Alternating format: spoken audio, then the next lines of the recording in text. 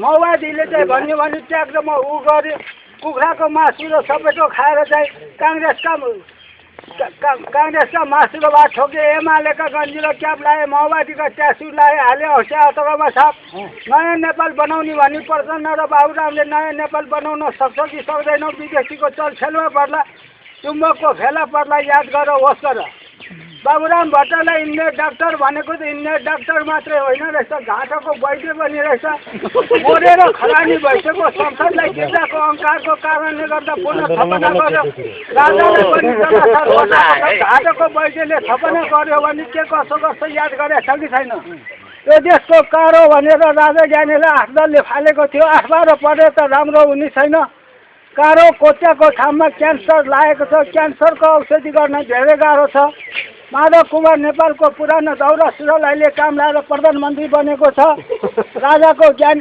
ज्ञानीकै जस्तै 7.5 को दशामा जनताले शान्ति दिन सक्छौ कि सक्दैनौ संविधान लेख्न सक्छौ कि सक्दैनौ याद गरेछ कि छैन जगन्नाथ खनालले पनि कार्यकर्ताको गाली झपार खाएपछि हातेमालो प्रधानमन्त्री बन्यो हातेमालो प्रधानमन्त्री बनेपछि संविधानको बाटो कोर्यो कि कोरेन याद गरेछ कि छैन गिर्जा बाबुले हल्दार भन्ने चलन थियो आर्मीको हल्दार भावे ब्यारेको रोल थाहा हुन्थ्यो पुलिसको हल्दार भावे काफीले चाहिँ औँलो ठाडो पार्थ्यो गुप्तचर पुलिसको हल्दार भएको कारणले गर्दा अन्तर्राष्ट्रसित सम्पर्क गर्न सक्यो सम्मान पनि पायो भारतमा ब्रिटिस फाल्दाखेरिमा गान्धीले संशीलता भएर ब्रिटिस फालेको थियो नेपाल राज्य फिर्ता लिन आऊ भन्दा सिल्चिनको सरकार नजाँदा हाम्रो सिमाना नेपाल सिमाना धेरै जस्तो भारततिर जोड्यो एसिया देशमा जो अगाडि लागेको छ त्यसको मृत्यु त राम्रो भएको छैन गान्धीले पनि तोपको गोलामा हालेर उडाइदियो इन्दिरा गान्धीले उसको कारले सुट गरेर मारिदियो राजीव गान्धीले स्वागत गरेर मारिदियो गिर्जाको मृत्यु त राम्रो भयो बुढो भएको कारणले दिमागले नजानेको कारणले 3टा कुरो फेल खायो छोरीलाई प्रधानमन्त्री बनाउने र संविधान लेख्छु भनेर राजाको राजदण्ड दिएर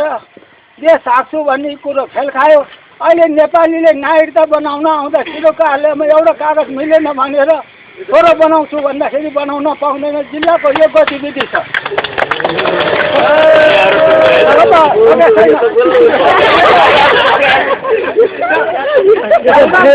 पालो आयो बाबुराम भट्टराईले मुस्ताङबारी चढ्यो भन्दैमा जनताले शान्ति पाउँदैन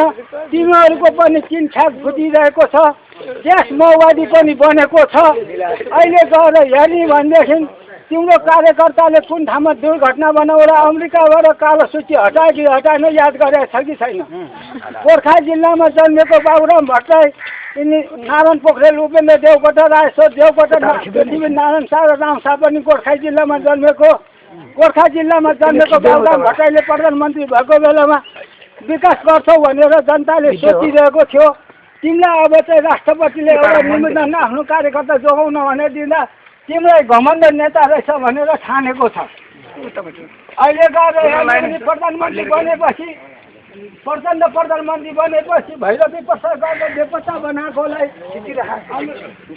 शिवपुरी जङ्गलतिर पनि खोटारास गरेको थियो त्यो पनि सार्वजनिक सुने भएको छैन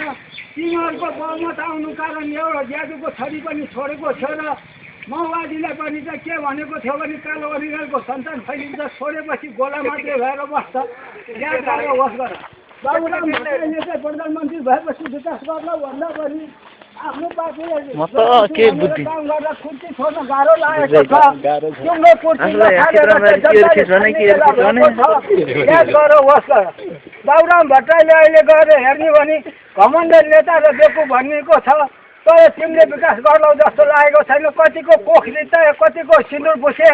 कति माओवादीहरूको नामबाट चाहिँ पैसा असुली गरे कतिको चाहिँ पुलिसका चाहिँ कोख रिचाएका छन् भने कतिका सिन्दुर पुछेका छन् त्यो सार्वजनिक हुनुपर्छ त्यहाँबाट मात्रै जब तिमीले पत्याउँछ नत्र भने गोला एउटा अरिगलको गोलो फैलियो एउटा गोला मात्रै गरेर बस्ला याद गरेर होस् गरेर बाबुराम